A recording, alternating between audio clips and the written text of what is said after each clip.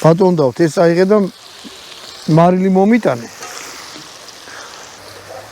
აი ამ პროცესში უკვე გამომართვი ბატონო დავით.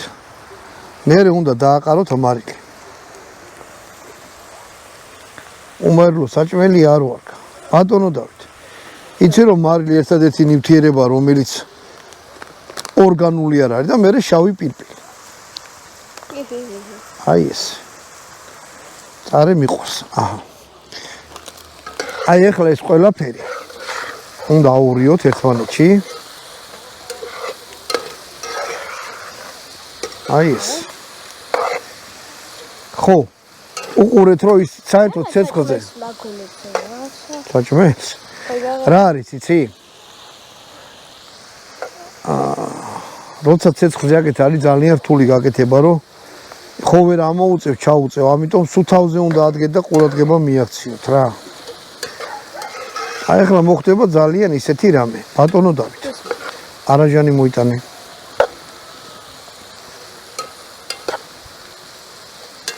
ეხლა არ დამგმოთ რა ეს არის პიკანტური საქონლის ხორცი პიკანტურად გახსენი შეძლებ?